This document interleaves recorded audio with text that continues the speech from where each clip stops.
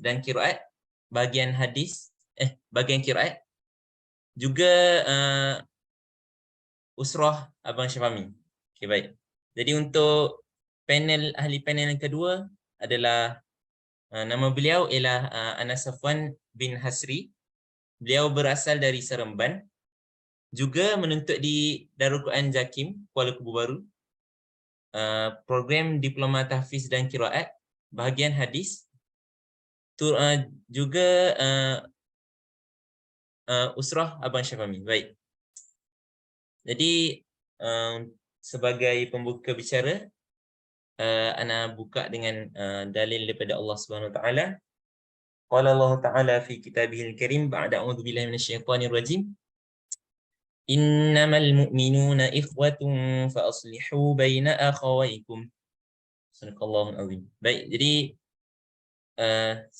maksudnya sesungguhnya orang-orang beriman adalah bersaudara.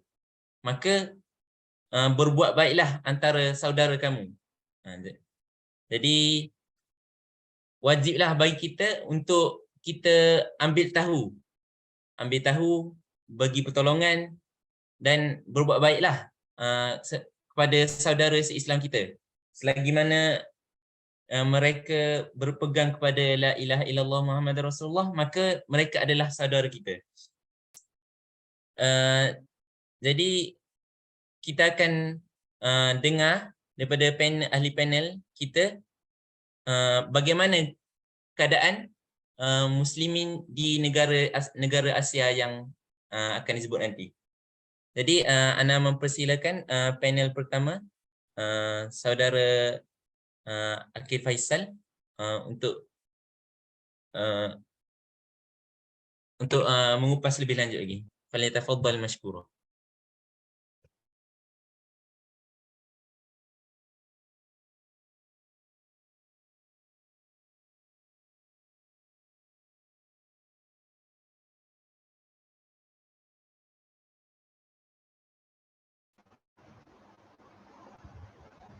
A'udzubillahi minasyaitonir rajim. Bismillahirrahmanirrahim. Jelas ke? Dengar tak? Jelas. Okey. Allahumma salli ala sayyidina Muhammad wa ala sayyidina Muhammad. Terima kasih kepada saudara Muaz Fikri selaku pada moderator untuk naduah kita malam ini. Baiklah, insya-Allah. Okey, bagi yang tak mengenali ana ataupun yang mana baru masuk tu, nama ana adalah Muhammad Akil Faisal bin Muhammad Faisal. Ana tinggal di Selangor, asal Selangor, di Gombak. Seterusnya ana daripada Usrah Nakib Abang Fami. Dan sekarang ini ana sedang melanjutkan, dan sekarang ni ana masih dalam proses menyambung pelajaran dalam tingkat diploma tahfiz Al-Quran, dan sekarang ni dalam semester 5 lah. Dan setahun lagi akan menghabiskan diploma ni. Baiklah, insya-Allah. Okey, jadi tajuk yang diberi sekarang ini ialah untuk naduah kita ataupun bahasa Melayu bagi naduah itulah seminar, ialah itu keadaan umat Islam di beberapa negara Asia. Okey. Dan sebelum tu ana akan share skrin untuk naduah malam ni.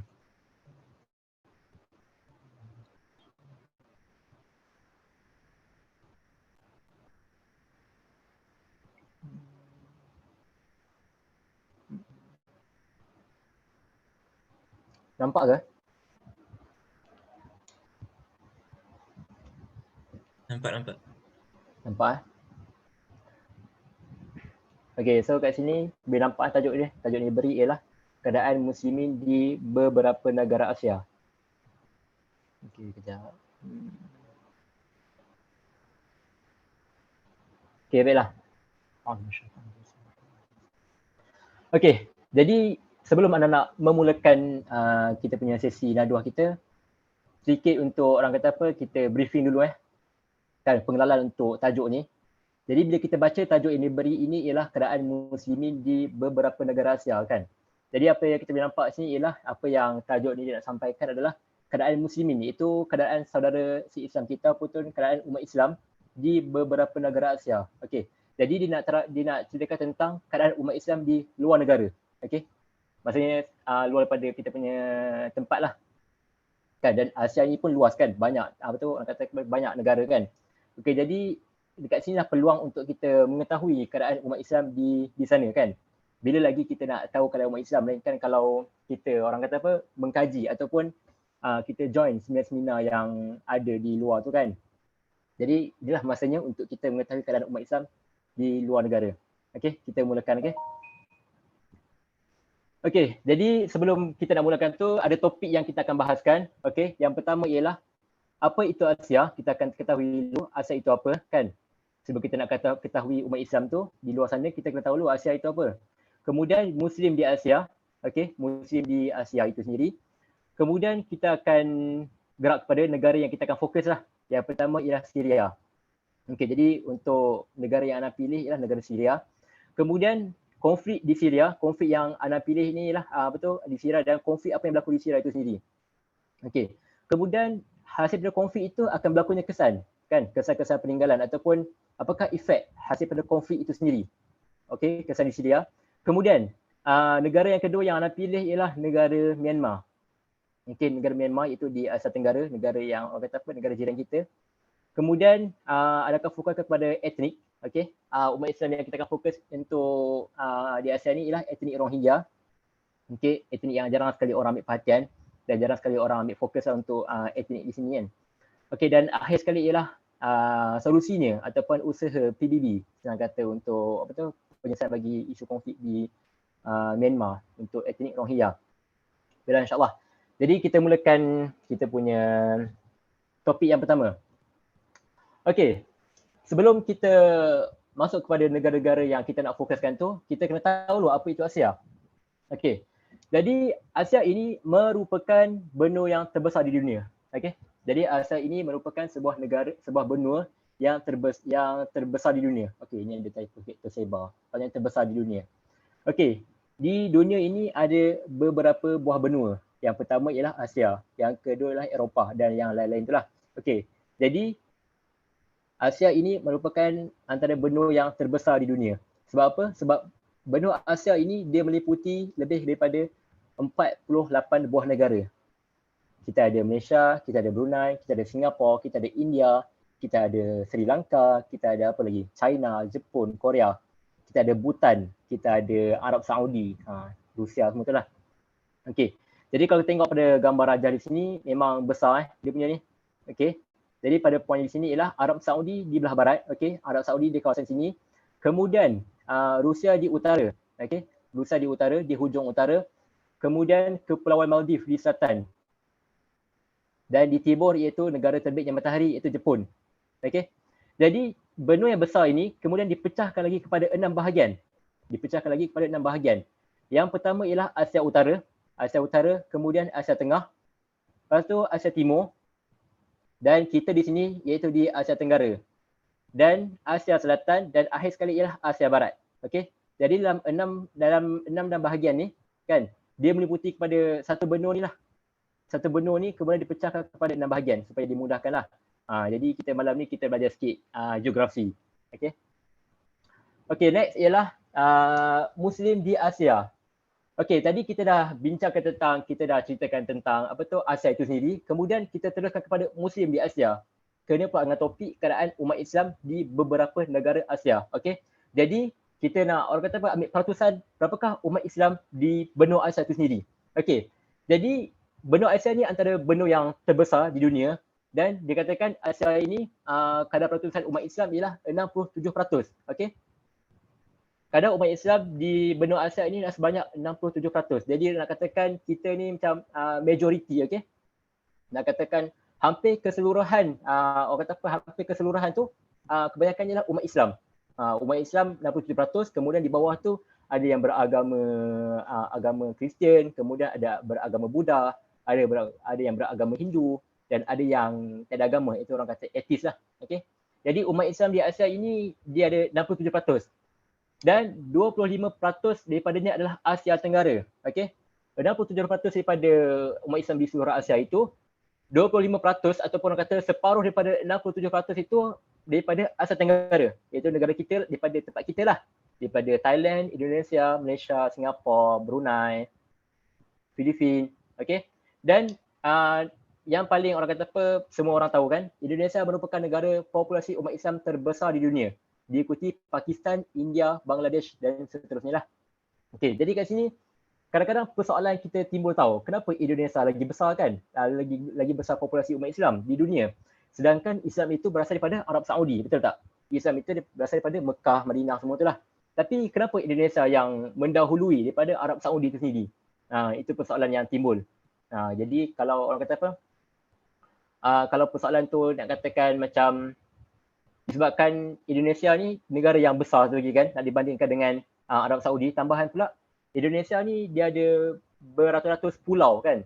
Jadi tak mustahil lah orang kata apa, segi apa tu, luas persegi dia tu, Indonesia ni memang luas lah berbanding dengan Arab Saudi itu sendiri. Jadi tak mustahil Indonesia ni merupakan negara umat Islam terbesar di dunia.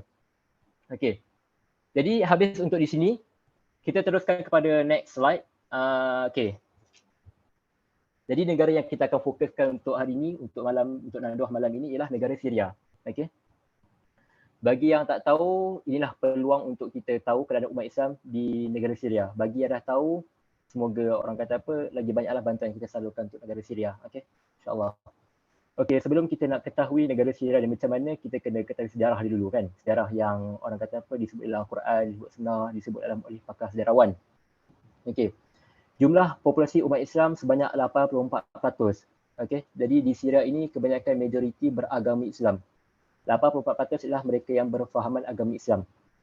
Okey, lebihan daripada itu ialah adanya beragama Kristian dan ada yang berfahaman Drus, agama Drus, dan ada yang berfahaman Alawi. Okey, ada yang katakan Alawi ini sebahagian daripada Syiah kan. Dan Drus ni pula ada yang katakan dia hampir sama dengan Islam tapi dia bukan agama Islam. Dia Islam kan, pakaian Islam apa semua tu, dia percaya Allah apa semua tu, tapi dia bukan agama Islam. Maksudnya ada sedikit penyimpangan di agama Drus itu sendiri. Okey. Jadi 74% daripadanya adalah berfahaman Sunni dan 10% adalah Syiah. Okey, jadi kita akan katakan kat sini, 74% adalah berfahaman Sunni, iaitu Ahli Sunnah wal Jamaah seperti kita lah. Dan 10% adalah berfahaman Syiah kan. Jadi Syiah pelbagai jenis fahaman Syiah lah. Ada yang Imamiyah apa semua tu kan. Wujudnya kerajaan Islam tertua di dunia iaitu kerajaan Bani Umayyah. Jadi kalau kita kembali kepada sejarah-sejarah Islam yang terdahulu kan, kalau kita belajar sejarah tingkatan 4, apa tu untuk KBSM, kalau KSM Allah Alam ana pun tak tahulah kan. Okey. Jadi Syria ni orang kata apa, wujudnya kerajaan Bani Umayyah. Bani Umayyah kat sini, dan orang kata apa, pusat bagi pemerintahan Bani Umayyah adalah di Syria. Okey. Jadi dia katakan zaman kegemilangan umat Islam, di mana umat Islam dalam proses ataupun zaman kegemilangan pada waktu itu barat dalam keadaan yang gelap, keadaan yang tidak bertamadun. Jadi pada zaman Bani Umayyah inilah keadaan waktu di mana tersebarnya agama dan tersebarnya ilmu-ilmu. Daripada Bani Umayyah inilah orang kata apa, lahirlah pakar-pakar yang mahir dalam Islam dia sendiri. Contoh macam ilmu falak, ilmu kedoktoran dan ilmu-ilmu bintang semua tu. Okey. Jadi Syria ni tanah yang diberkati berdasarkan hadis serta tafsir Al-Quran. Okey. Jadi Syria ini adalah tanah yang diberkati dalam Quran itu sendiri kan. Sebab dia di tempat Arab kan. Jadi nama lain bagi Syria ini ialah Syam. Okey, nama lain bagi Syria ini ataupun nama dahulunya adalah Syam. Jadi kalau sebut Syam mesti orang tahu kan, Syam ni adalah tempat di mana Nabi Muhammad SAW, Nabi kita yang mulia, tempat di mana baginda berdagang atau baginda berniaga di tanah Syam. Okey, bersama dengan isterinya yang tercinta kan. Sayyidatuna Khadijah. Okey. Jadi Syria ini adalah tanah yang diberkati, tanah yang disebutlah hadis serta tafsir Al-Quran. Okey, dan hadis yang disebutlah hadis-hadis yang sahih. Okey, yang seterusnya ialah tempat di mana turunnya Nabi Isa alaihissalam. Okey. Jadi nak katakan kat sini, pada akhir zaman nanti akan turunnya Nabi Isa alaihissalam di Masjid Umayyad. Okey. Jadi untuk pengetahuan semua, Masjid Umayyad ni ada dua. Okey, ada dua. Yang pertama Masjid Umayyad di Aleppo dan yang kedua di Damaskus. Okey, Masjid Umayyad ni terbina pada zaman Bani Umayyah. Okey. Bani Umayyah ni lah terbinanya Masjid Umayyad. Jadi masjid ada dua, okey. Ada yang di Damaskus dan ada di Aleppo.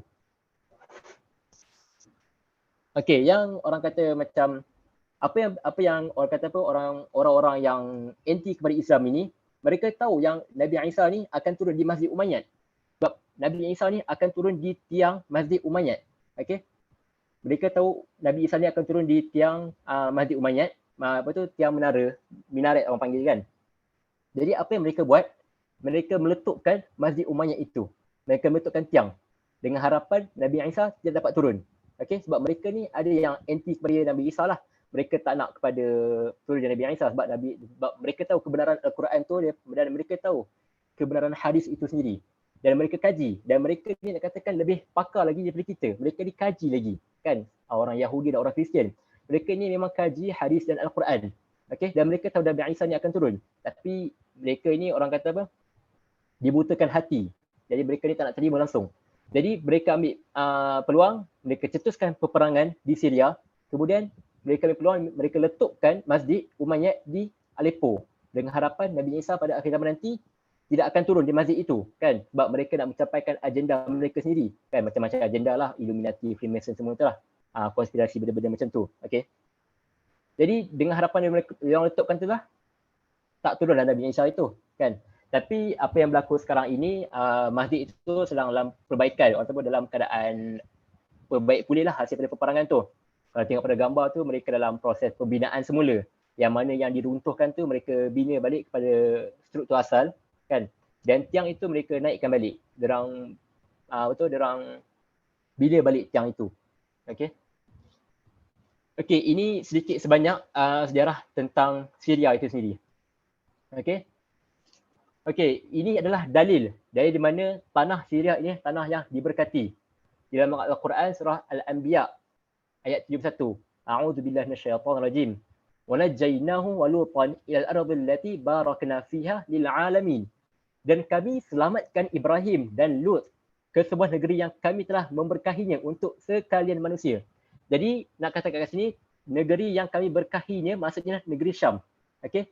Sebahagian tafsir kata memang negeri Syam itu sendiri, iaitu Syria. Okey. Kalau kita tengok, kalau kita buat research dekat Google, kita tengok kan hasil tanaman Syria. Kalau nak katakan tanah yang diberkati ini, kita tengok hasil tanaman dia. Okey, kita tengok hasil tanaman dia, begitu subur sekali kan. Kita tengok sampai kan di Palestin tu mendapat orang kata apa? Berkat dia sekali. Kita tengok di Palestin, kita tengok di Syria, kita tengok di Jordan, di mana buah-buahannya begitu menjadi kan. Kalau tengok pada buah-buahan dia begitu merah sekali, begitu menarik dan rasanya begitu manis, dan buah-buah yang tumbuh tu pula besar-besar. Ini hasil daripada keberkatan tanah itu sendiri. Dan tanah tu memang Allah sebut dalam Quran lah, sebuah negeri yang kami telah memberkahinya untuk sekalian manusia. Okey. Jadi tempat kebangkitan para nabi. Nak katakan keberkatan Syria ini tempat kebangkitan para nabi sebab nabi akan dibangkitkan di situ. Ramainya nabi-nabi ini yang mati di Syria. Banyak kubur-kubur makam-makam para nabi yang ada di Syria. Dan yang kedua ialah diberkati dari segi agama dan keduniaan. Dan seterusnya tanah yang subur, pusat perkembangan ilmu agama. Inilah yang dimaksudkan dengan keberkatan dari segi agama dan keduniaan. Agama maksudnya macam mana? Tempat di mana lahirnya para ilmuwan, para alim ulama, para hufaz, para orang kata mufti-mufti. Daripada sinilah sebagai contoh ulama-ulama yang muktabar, ulama-ulama orang kata apa, begitu terkenal di dunia. Sebagai contoh Syekh Ramadan Al-Buti. Syekh Ramadan Al-Buti. Yang kedua ialah Syekh Ali As-Sabuni. Syekh Ali As-Sabuni yang merupakan ulama yang muktabar juga sama seperti Syekh Ramadan Al-Buti. Tapi Syekh Ali As-Sabuni ni dia antara orang kata apa, ulama pelarian. Dia melarikan diri daripada Syria ke Turki disebabkan kerajaan Syria mengancam keselamatan Syekh Ali As-Sabuni ini sendiri. Dan Syekh Ali As-Sabuni ini duduk di Turki, mendapat perlindungan di sana dan akhirnya meninggal di sana. Kan, Syekh Ali As-Sabuni rahimahullah.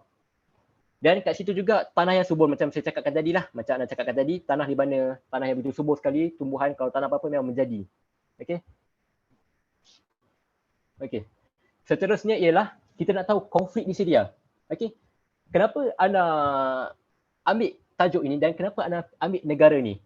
Sebab negara ni kalau berdasarkan pada pengetahuan anda ataupun berdasarkan pada penilaian anda sendiri, kita masyarakat di Malaysia ni kurang sekali ambil perhatian mengenai konflik di Syria. Kan?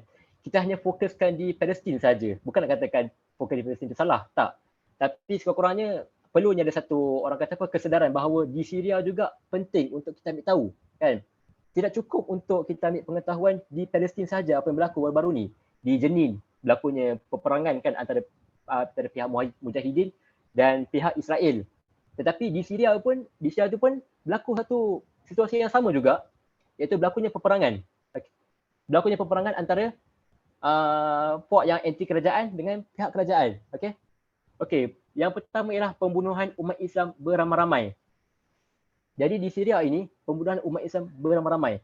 Pembunuhan ini berbeza dengan pembunuhan di Palestin, di mana umat Islam ni dia dikumpulkan kemudian dibunuh ramai-ramai. Ada yang digali ke dalam satu lubang yang besar kemudian ditembak. Ada yang viral dalam video kan, viral video itu dia tembak, dia tolak masuk dalam lubang rumah tanah yang digali kemudian dia tembak. Ada yang mati ditanam hidup-hidup. Ini kekejaman di Syria. Kekejaman yang berlaku pada umat Islam di Syria. Kalau nak katakan kekejaman dia memang teruk lah. Memang agak kesian, la haula wala quwwata illa billah. Memang agak teruk. Memang kata apa, memang kalau tengok tu memang mengalir mata lah. Memang agak teruk lah. Yang kedua ialah antara negara yang paling lama berlakunya pergolakan politik sehingga terjadinya perang saudara.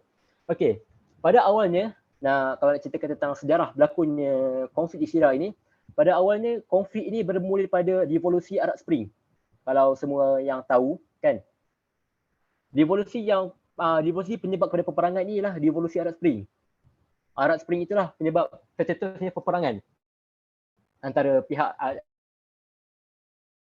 rakyat dengan kerajaan.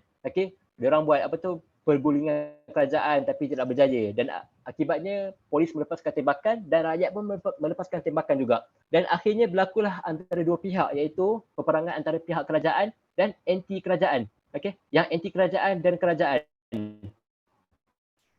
Jadi kerajaan waktu tu memang menggesa orang kata apa, untuk yang mana yang membuat rusuhan tu ditangkap. Diorang buat vandalism, diorang ada tulis yang jatuhkan kerajaan Arab macam tu, dan kemudian budak itu ditangkap, dan apabila budak itu ditangkap, budak itu dibunuh.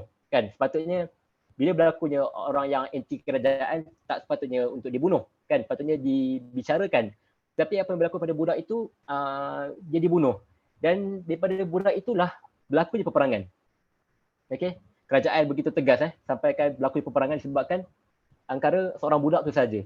Budak itu membuat vandalism, dia conteng pakai cat spray tu kot. Dia cat spray kat dinding itu, Arab Spring kan, revolusi Arab Spring tu, kemudian budak tu ditangkap dan dibunuh. Kan? Daripada situlah rakyat begitu marah sekali. Kenapa sampai begitu kejam sekali budak itu dihukum sampai kan dibunuh. Kemudian kerajaan orang kata apa, mendesaklah ataupun dia menyerang rakyat dengan cara dia tutup elektrik, dia sekat bekalan makanan, dia tembak, kemudian diturunkan kereta kebal kan, sehingga berlakunya peperangan yang berdahsyat lah. Yang seterusnya ialah campur tangan kuasa luar. Antara keempat-empat negara inilah yang menyebabkan konflik di Syria ini begitu rumit sekali antara keempat-empat negara. Seperti mana yang kita tahu, kebanyakan Syria ini berfahaman Syiah. Kalau katakan ahli kerajaan dia adalah berfahaman Syiah. Kita tengok sendiri Presiden Syria, Bashar al-Assad. Bashar al-Assad ini adalah orang yang berfahaman Syiah. Jadi Iran ini adalah sebuah negara Syiah. Bila Iran ni sebuah negara Syiah, dia membantu kerajaan Syria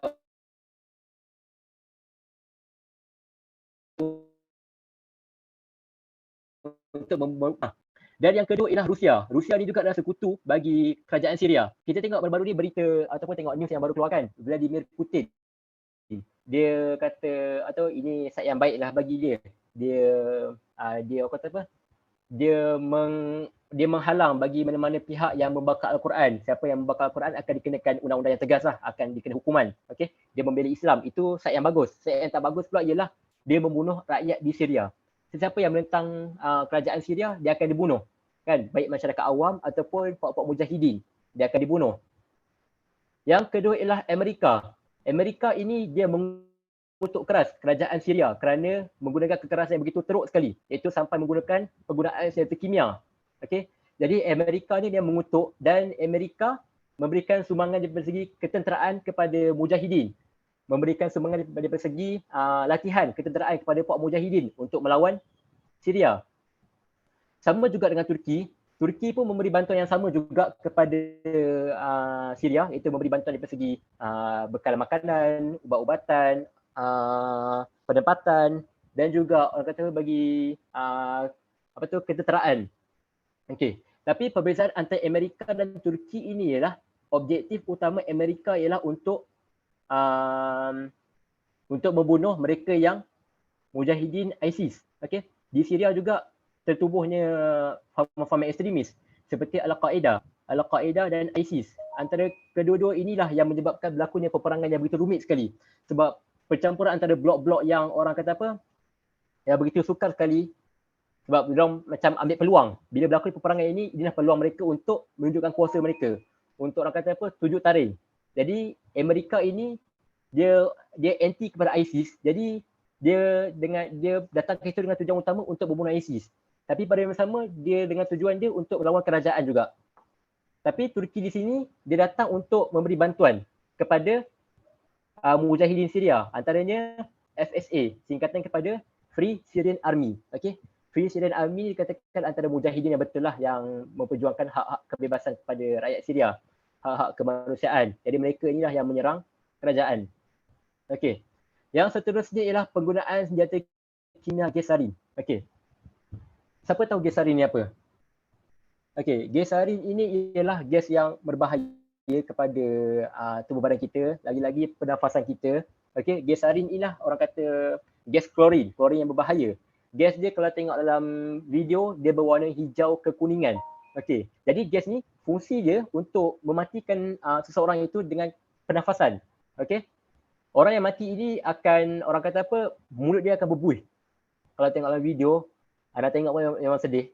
Mulut dia akan keluar buih dan dia akan menggelupur dan susah nak bernafas. Jadi inilah yang berlaku di Syria. Dan untuk semua orang kata untuk maklum, gas kimia ini sebenarnya diharamkan oleh PBB. Diharamkan oleh PBB pada tahun 19 something macam itulah, ataupun 18 something macam tu, disebabkan gas ini berbahaya kan. Jadi dalam peperangan ini pun ada undang-undang ni juga. Kita tak boleh attack macam tu saja kan. Kita nak attack pun ada undang-undang ni juga kan. Ada orang kata ada tata cara dia juga. Jadi gas kimia ini memang diharamkan oleh PBB lah.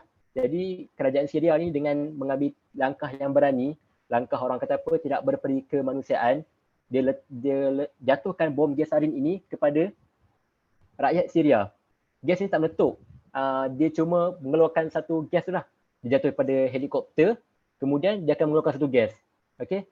Dan gas ni kalau terkena pada badan manusia, dia akan orang kata kulit dia akan mengelupas. Okey. Jadi apa yang alternatif rakyat Syria akan buat, dia akan tembak menggunakan air ataupun air bomba. Tapi tak cukup lah, memang kebanyakannya akan mati lah. Memang innalillah, memang agak sedih lah peperangan di Syria ni sampai menggunakan gas sarin. Okey. Dan itulah yang seperti yang saya katakan tadi, konflik di Syria ni konflik yang rumit. Kenapa saya katakan ataupun kenapa anda katakan konflik Syria ni konflik yang begitu rumit sekali, disebabkan campur tangan kuasa luar. Okey, campur tangan kuasa luar. Tambahan pula berapa kali persidangan PBB yang berlangsung tidak dapat kata putus, tidak dapat kata sepakat. Andai kata pada bulan ini berlakunya gencatan senjata, tetapi tak ada berlaku pun gencatan senjata itu sendiri. Okey. Kerajaan Syria dengan beraninya melanggar undang-undang yang telah ditetapkan PBB lah, ataupun perjanjian yang telah dijanjikan. PBB kata kena ada gencatan senjata selama 2 minggu. Tetapi kerajaan Syria tak ambil peduli pun benda tu. Kan dia terus menyerang. Kan? Terus menyerang. Bayangkan anak-anak kecil yang lahir dalam dunia, kan, lahir dalam keadaan peperangan lagi macam mana. Begitu sedih kan? Kita tengok wajah kanak-kanak ni. Lahir dalam keadaan tidak tahu apa-apa, yang tahu adalah lahir dalam keadaan perang. Kan? Bila dengar bunyi jet, mereka berlari. Kan? Berbeza dengan kita di Malaysia, kita tengok helikopter kan. Kita tengok helikopter, kita tengok jet pada hari kemerdekaan kan, di dataran merdeka. Kita tengok jet lalu, kita tengok helikopter lalu. Kita tengok dengan keadaan yang penuh teruja sekali. Kita tengok macam budak-budak macam wah menariknya kan, tengok terbang kan. Tetapi berbeza situasi di Syria. Bila mana mereka mendengar bunyi jet, bila mana mereka mendengar bunyi helikopter, mereka nyorok. Mereka berlari sembunyi di bawah tanah, di bawah sisi-sisi runtuhan kan. Dan akibatnya kalau dipanjangkan umur mereka selamat. Kalau Allah nak tarik juga, matilah dalam timbunan batu-batu tu. Okey. Tapi kematian mereka dijemput dengan begitu gembira sekali oleh penduduk langit. Okey, seterusnya ialah kesan di Syria ini. Yang pertama ialah antara negara yang paling terkesan akibat peperangan. Okey. Disebabkan negara Syria ni negara yang paling lama berlakunya peperangan. Jadi negara Syria ni antara paling terkesan ataupun paling teruk sekali kesan dia akibat peperangan itu sendiri. Okey, mencatatkan ranking 162 dari 163 buah negara yang paling tidak selamat untuk diduduki. Ini berdasarkan ranking daripada Global Peace Index. Kalau tengok gambar kat sini kan, Global Peace Index. Index ni dia mencatatkan ataupun dia letak ranking negara Syria 162 daripada 163 buah negara. Okey. Yang paling bawah sekali ialah Afghanistan. Nampak ke? Nampak ke kat sini? Kalau tengok daripada ranking sini, Syria berada pada tangga yang 162 dan yang paling bawah sekali ialah 163 itu Afghanistan. Jadi boleh nampak kat sini bahawa negara Syria ni adalah negara yang tidak selamat untuk diduduki, untuk didiami untuk rakyat macam kita ni kan. Kalau nak sambung pelajaran pun kalau dia kata tak recommend kan, memang tak digalakkan untuk sambung sebab berlakunya peperangan di sana.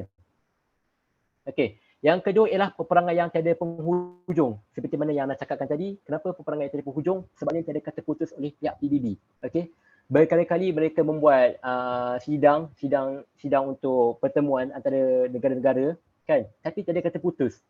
Okey, PBB pun orang kata pun macam dah tak tahu nak buat apa dah. Mereka tak tahu apa nak buat dekat Syria ni. Sebab begitu rumit sekali. Sampaikan mereka nak hantar bantuan bekalan, ubat-ubatan, makanan kan, dihalang oleh kerajaan Syria. Mereka tak pergi masuk kepada kem-kem pelarian tu. Mereka memang tak pergi masuk. Mereka nak biarkan mati macam tu saja. Itulah yang berlaku. Sehingga kan PBB pun tak ada kuasa yang begitu kuat sekali untuk menundukkan kerajaan Syria itu sendiri. Okey. Yang seterusnya ialah jumlah kematian meningkat. Okey, hasil pada kesan daripada konflik ni ialah jumlah kematian yang meningkat, kerosakan harta benda kan. Kalau kita tengok video footage tu, memang tengok hancur semua. Memang tengok hancur. Masjid Umayyad pun hancur, universiti pun hancur, rumah-rumah hancur kan. Rakyat menjadi pelarian di negara sendiri kan. Sampaikan rakyat terpaksa berlari ke tempat tu, ke tempat ni kan. Sampaikan kerajaan kata diberikan tempoh pengampunan. Siapa yang nak masuk sini, masuk. Tapi hakikatnya mereka ini akan dibunuh. Okey. Kerajaan kata ada 1 bulan tu tempoh untuk kembali kepada kerajaan. Maksudnya balik ke tempat yang selamat. Tapi apa yang berlaku ialah mereka dibunuh. Mereka tak ada tempat yang selamat lah kat situ. Okey. Yang seterusnya ialah kekejaman jauh lebih teruk berbanding di Palestin. Ini mungkin pendapat anda sendiri. Okey, pendapat anda sendiri. Kenapa anda katakan kekejaman ini jauh lebih teruk berbanding di Palestin? Kalau kita tengok daripada sejarah-sejarah peperangan antara Palestin dan Syria, Palestin menggunakan gas yang berbahaya kepada rakyat dia sendiri. Manakala di Palestin Israel tidak menggunakan gas yang berbahaya. Okey. Mungkin menggunakan sesuatu gas tertentu sajalah. Okey, yang seterusnya ialah di Palestin masih ada tanah untuk didiami, iaitu seperti di Gaza. Okey. Dan mereka boleh menjalankan kehidupan seperti biasa saja. Okey. Berbeza dengan di Syria, mereka ini tak ada tempat untuk berlindung. Mereka ni tak ada tempat yang berlindung. Lagi-lagi mereka yang menentang kerajaan. Sebab kerajaan mereka ni memang 100% memang orang kata apa, memang membuat kerosakan lah. Jadi kenapa kita nak sokong kerajaan kan kalau kerajaan tu dah buat kerosakan. Jadi sebab tu mereka ni anti betul kepada kerajaan. Okey. Dan kalau katakan di Palestin ini adanya wakil-wakil kabinet untuk kerajaan itu sendiri. Tetapi di Syria ini tak ada wakil kabinet. Orang kata apa, memang tiada wakil untuk menuntut hak pembelaan bagi mereka yang ditindas ini. Okey, jadi itu nak katakan perbezaan antara Palestin dan Syria. Begitu teruk sekali keadaan di Syria berbanding di Palestin. Okey. Jadi mana-mana yang nak tahu tu, nak tahu lebih lanjut keadaan di Syria itu boleh tengok di Instagram. Ana rajin follow satu IG tu. Nama IG tu Syria Care Malaysia. Okey. Syria Care Malaysia ni banyak memberi info ataupun maklumat tentang keadaan Syria di sana. Okey. Jadi kalau nak tengok keadaan di sana tu bolehlah follow IG Syria Care. Dan kat situ pun memang baguslah. Dia buat satu program iaitu Kampung Malaysia, Wakaf Kampung Malaysia. Iaitu kita rakyat Malaysia mewakafkan satu kampung ataupun satu lot rumah untuk jadikan kampung di Syria. Okay, alhamdulillah kalau tengok orang kata apa, peningkatan yang bagus lah. Orang kata yang baik sekali lah untuk rakyat menjalani kehidupan seperti biasa lah. Okay. Jadi kalau nak tahu lebih lanjut keadaan Syria tu boleh tengok pada IG Syria Care Malaysia. Okay. Habis untuk Syria. Okey, ini kita boleh tengok pada gambar-gambar rajah di Syria itu sendiri. Ini bom yang dijatuhkan di sini ialah antara sama ada bom barrel ataupun gas sarin. Okey. rasanya bom barrel. Bom barrel ni dalam bom tu ada macam-macam benda tajam lah. Ada jarum apa semua tu, pisau, wallahu alam lah. Dan bom ni dia jatuh, rakyat ni yang kata apa, kena mati macam kena tikam macam tu sebab kena jatuh bom tu kan. Okey, jadi yang di sini ialah gambar pemimpin. Yang di sebelah kiri ini ialah Presiden Bashar al-Assad, Presiden Bashar al-Assad. Okey, yang di sebelah kanan ini ialah Vladimir Putin, iaitu Rusia. Okey. Dan di sini ialah kerajaan Iran lah, dia memberi bantuan kepada kerajaan Syria untuk membunuh lagi umat Islam di sana. Okey, di sini ialah bom yang orang kata apa, tak meletup. Dengan izin Allah, bom tu tak meletup kat sini kan. Selamat kat sini. Okey, gambar di sini ialah gambar Masjid Umayyad. Masjid Umayyad yang diletupkan. Okey. Pada awalnya masjid ini dirampas oleh pihak ISIS. ISIS rampas masjid ini. Nak katakan ini kawasan kubu mereka lah. Jadi bila diperang, akhirnya pihak kerajaan dapat kembali masjid ini. Dan sekarang masjid ini dalam pembaikan, dalam perbaik pulih lah. Okey. Struktur-struktur mana yang rosak tu mereka perbaiki balik. Okey, yang di sebelah ini ialah antara salah satu NGO, organisasi yang menyelamatkan rakyat Syria yang ditindas. Maksudnya yang dihadapi atau peperangan tu lah. Jadi mereka inilah yang bertanggungjawab untuk membantu rakyat Syria yang berlakunya rakyat Syria yang dalam keadaan yang parah, dalam keadaan cedera, okey, yang di mana mereka ini membantu rakyat Syria yang dalam keadaan timbunan batu-batu, timbunan bangunan. Mereka inilah yang bertanggungjawab untuk pihak Rusia mengatakan bahawa mereka inilah pengganas yang sebenar. Mereka inilah pengganas yang sebenar yang dikatakan sebagai ISIS itu sendiri. Hakikatnya mereka ini bukanlah pengganas, mereka ni ialah sukarelawan yang membantu rakyat Syria yang dalam kesusahan. Mereka inilah yang mengorbankan nyawa mereka. Mereka inilah yang orang kata apa, mengorbankan tenaga mereka. Pagi bom jatuh itu, bila berlakunya letupan itu, mereka inilah yang sampai dahulu memberi bantuan. Tetapi malangnya mereka ini dicop sebagai antara pengganas yang paling membahaya di Syria. Okey, ini keadaan Syria berlaku lah. Seterusnya ialah negara yang kedua yang anda pilih, negara Myanmar ataupun senang kata Burma lah dalam bahasa Melayu dia. Okey.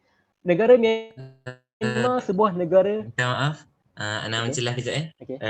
Ana nak remind dari segi limit masa. Boleh. Kalau ikut dah terlebih masa tapi boleh sambung. Cepatkan. Okey. Yang pertama ialah negara Myanmar, Burma itu sendiri, agama Buddha menjadi agama majoriti di sana, manakala umat Islam menjadi minoriti di sana. Dan yang menarik bagi negara Myanmar ini sendiri ialah adanya etnik yang ataupun kaum yang special di Myanmar, iaitu kaum Melayu Kedah. Fakta mengatakan bahawa kebanyakan Melayu di selatan Myanmar masih mengekalkan identiti asal mereka. Maksudnya mereka ini masih menggunakan logat Kedah lah. Okey. Betul menggunakan logat asli utara tanpa dipengaruhi sedikit pun dengan logat Siam. Okey. Ini memang orang kata apa, Melayu asli dari Malaysia kemudian berpindah kepada Myanmar. Sehingga di selatan Myanmar, keturunan orang Kedah yang berimigrasi pada abad 19 menggunakan dialek Kedah, asli Kedah tanpa dipengaruhi sedikit pun dengan Siam. Okey. Bermazhab Syafi'i, boleh membaca dengan tulisan Jawi dan bahasa Melayu yang asal. Okey, tapi kat sini Ana bukan nak ceritakan tentang etnik ataupun kaum Melayu, tapi Ana nak ceritakan tentang Rohingya itu sendiri. Okey, Rohingya ni antara etnik yang tiap mendapat hak kemanusiaan lah, berasal daripada Arakan. Hak asasi manusia dicabut oleh junta tentera Myanmar sejak 1978. Mereka ini berasal daripada Bangladesh dan bukannya berasal daripada Myanmar. Okey, kemudian mereka ini dijadikan buruh paksa tanpa sebarang bayaran. Okey. Gerakan pembebasan Rohingya disekat ataupun orang kata NGO yang menyuarakan hak-hak kebebasan Rohingya disekat, kewarganegaraan dinafikan, pembersihan etnik, genosid. Maksudnya kerajaan Myanmar membunuh Rohingya ini apabila menghapuskan terus etnik ini. Apabila tak nak ada etnik ini langsung di negara Myanmar. Berjuta menjadi tarian di negara jiran. Dan seterusnya akhirnya hilang kebergantungan. Okey. Firman Allah Subhanahu Wa Taala, A'udzu bisyaitanir rajim, ya ayyuhan nasu inna khalaqnakum min dzakarin wa untha wa ja'alnakum syu'uban wa qabaila lita'arafu. Inna akramakum 'indallahi atqakum. Innallaha 'alimun khabir. Hai manusia, sesungguhnya kami menciptakan kamu dari seorang laki-laki dan seorang perempuan dan menjadikan kamu berbangsa-bangsa dan bersuku-suku supaya kamu saling mengenali. Jadi dia kata kat sini Allah ciptakan kita ni berbangsa-bangsa supaya kita saling mengenali. Okey. Kebanyakan masyarakat di Malaysia ini memandang begitu rendah sekali etnik Rohingya. Okey. Sama ada Rohingya ataupun Bangladesh. Bila kita sebut je, bila kita pandang je, kita macam pandangan yang begitu jijik sekali bagi mereka ini. Kan? Kita pandang pandangan yang hina sekali bagi mereka ini. Sedangkan Allah ciptakan mereka ini berpuak-puak. Apa tu? Supaya Allah ciptakan kita ini untuk mengenali. Kan? Kita begitu sanjung mereka yang di barat. Kita begitu sanjung mereka yang berasal dari Korea, daripada Jepun, daripada China. Tetapi bagi mereka yang daripada etnik macam Rohingya ini, kita pandang pandangan yang hina sekali. Sedangkan mereka ini adalah saudara se-Islam kita. Betul tak? Kita tengok apa yang berlaku kan. Apabila Rohingya buat ni apa semua tu, kita begitu teruk sekali kita menghentam, kita menghina kan. Kalau boleh diminta hantar pulang balik ke negara asal Myanmar. Sedangkan bila kita hantar balik ke negara asal, mereka akan dibunuh. Sebab tu mereka tak nak kembali ke negara asal, mereka akan dibunuh. Sebab tu mereka menetap di tempat kita. Okay? Itu yang berlaku mentaliti masyarakat Malaysia sekarang ni. Ada hak yang kita berikan kepada mereka, seolah-olah mereka ini bukan manusia kan. Kita pandang di luar negara sana, di Jepun, Korea, di barat begitu mulia sekali kan. Tetapi bila mereka ini kita pandang-pandang yang hina sekali, seolah-olah mereka ni tidak layak sebagai manusia, seolah-olah mereka ni seperti binatang. Memang teruk sekali kita pandang mereka.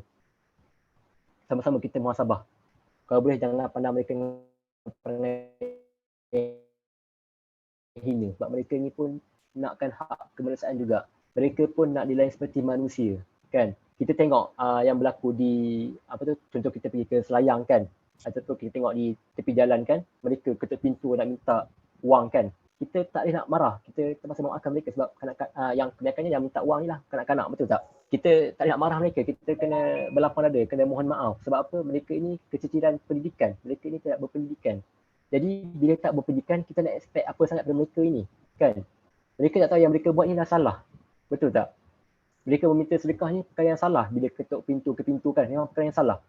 Tapi nak buat macam mana sebab mereka ni keciciran, mereka ni tidak berpendidikan. Sebab tu kita ni kena buat satu langkah yang patutlah. Okey.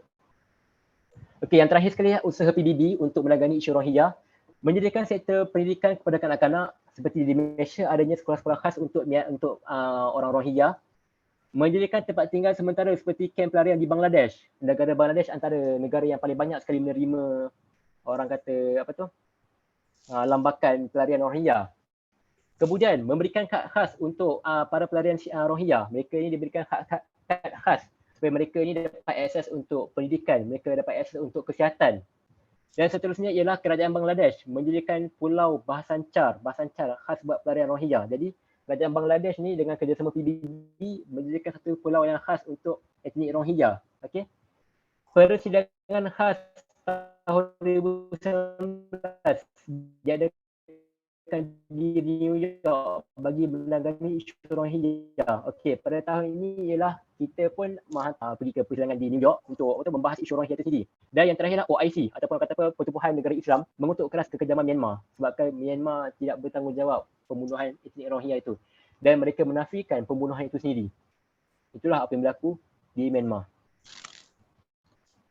Sekian itu saja daripada saya. Minta maaf terlebih masa, ambil 10 minit juga ambil. Minta maaf daripada Ana. Okey. InsyaAllah kita Ana akan berikan kepada tuan moderator, saudara Muaz Fiki.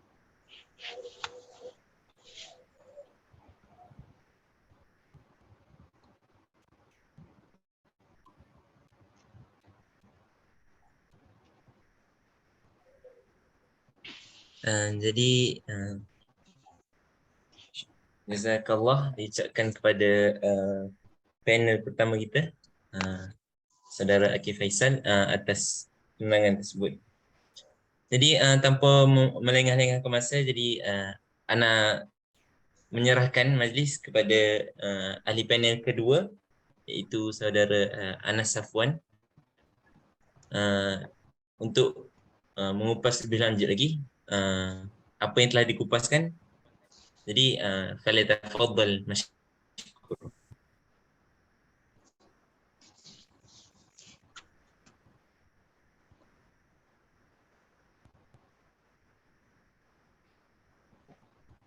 Ya, dengar ke suara Ana? Dengar. Nah, slide nampak slide? Nampak? Nampak Sekejap Ana besarkan. Okay. Pastikan Anas Ya, ya. pastikan sampai 10.50 ya. Jangan panjang-panjang. Okey, Ana cuba Sampai seringkasnya. 10.50 seringkas mungkin. Sebab lepas ni kita ada soalan, lepas tu ada model, ada mewajih. Okey. Okey, baik. 10.50. Ana cuba ringkaskan. Okey, baik. Assalamualaikum warahmatullahi wabarakatuh. Okay, terima kasih kepada Tuan Pengerusi Majlis moderator kita iaitu Muaz Ana dan panel pertama yang cukup banyak fakta dan sejarah.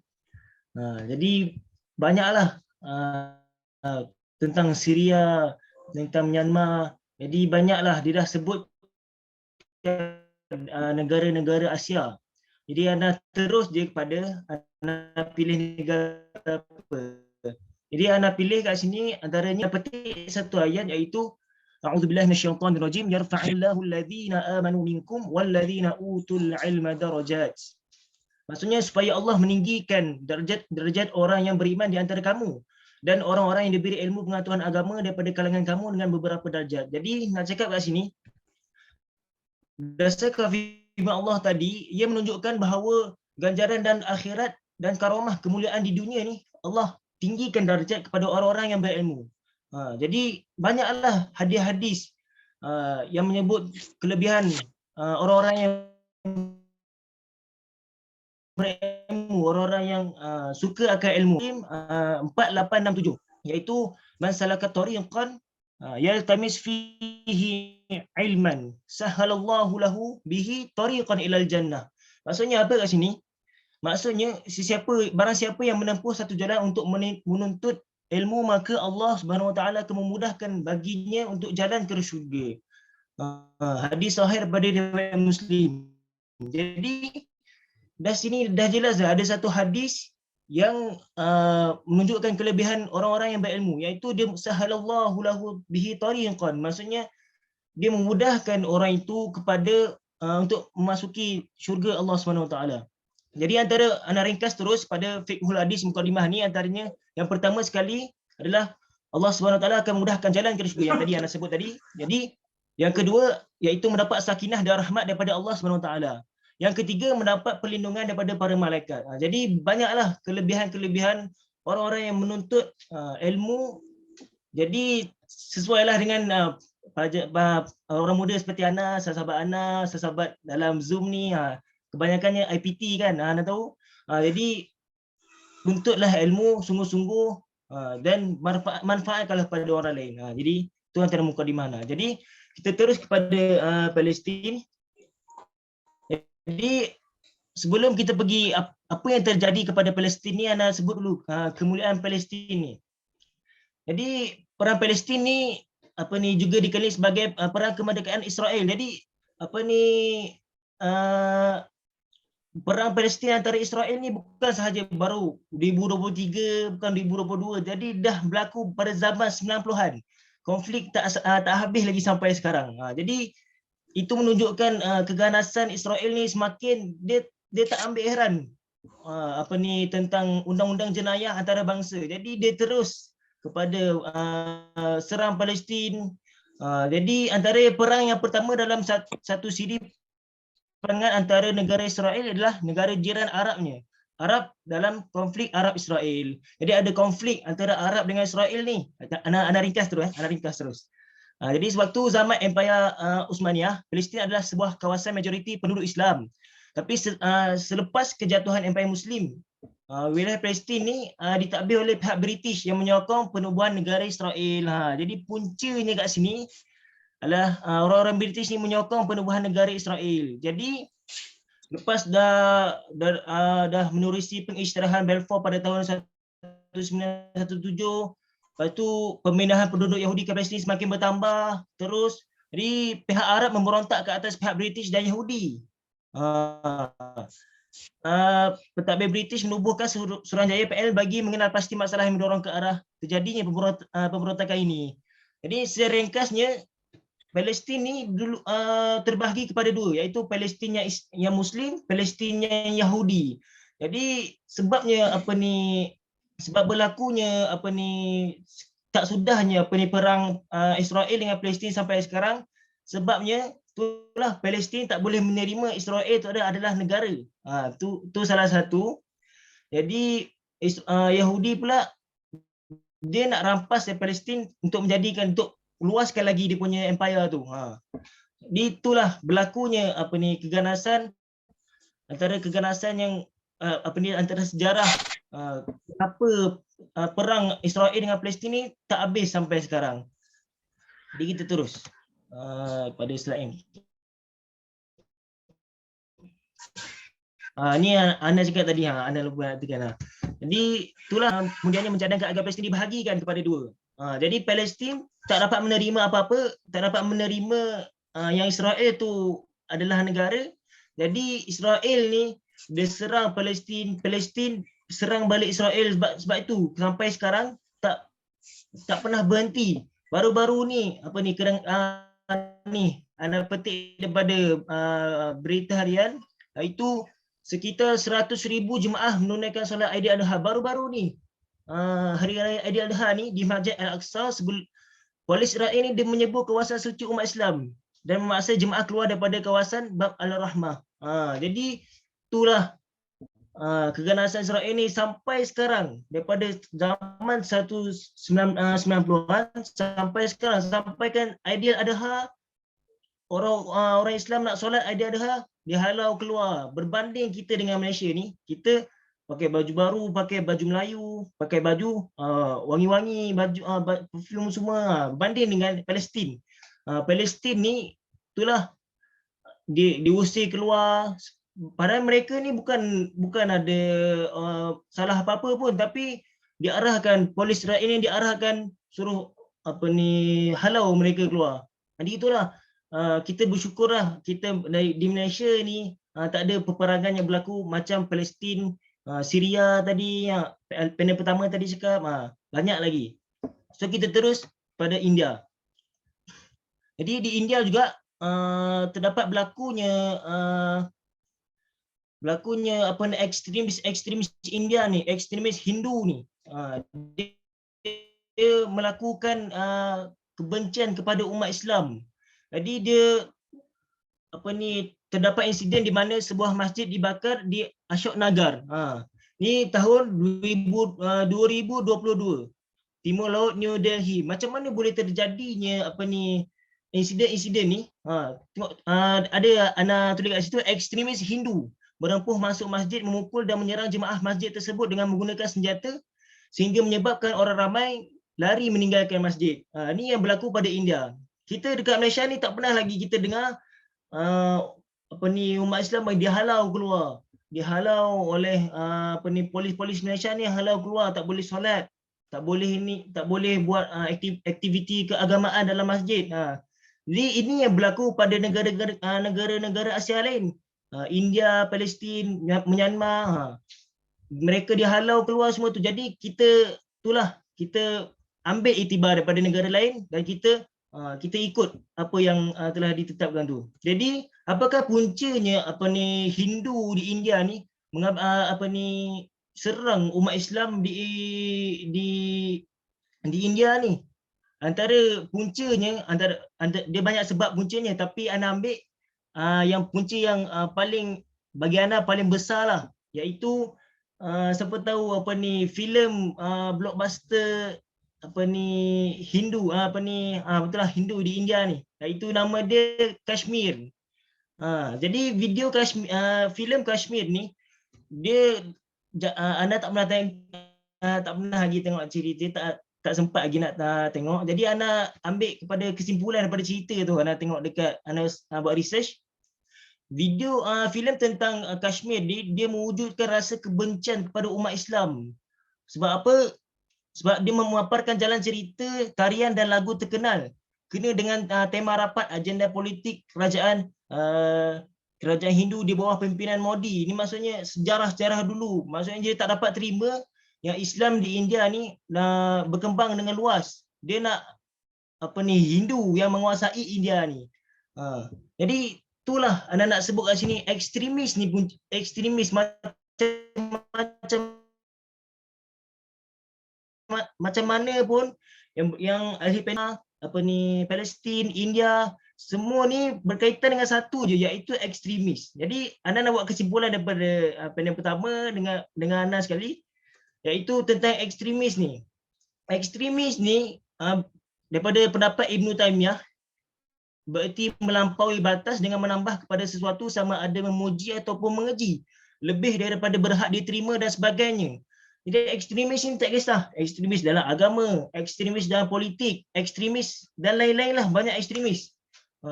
Jadi dia melampaui batas dengan terlalu fanatik, terlalu sampai menggunakan kekasaran, sampai menggunakan luar pada jangkaan kita, sampai berbunuhan, berbalahan, itulah ekstremis. Ekstremis ni bukan sahaja berlaku pada India, semua negara, tapi yang sampai terus orang orang Cina attack kita, orang Islam attack Cina, macam tu.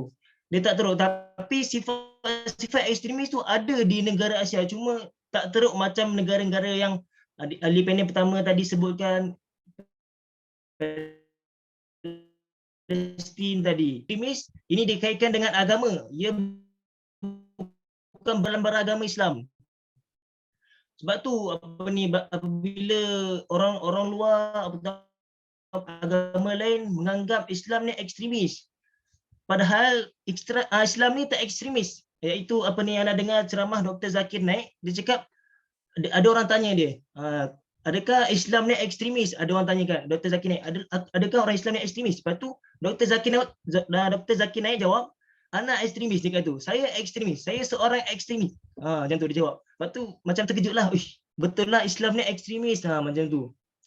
Tetapi apa yang nak disampaikan oleh Dr. Zakir Naik ialah ekstremis memegang Al-Quran dan As-Sunnah. Apabila kita ekstrim memegang Al-Quran dan As-Sunnah, maka tak adalah berlaku perbalahan, tak adalah berlaku peperangan, gaduh sana sini, tak berlaku. Apabila kita ekstrim dengan berpegang pada Al-Quran dan As-Sunnah, dia ekstrim tak apa, jangan ada satu istilah lain iaitu fanatik.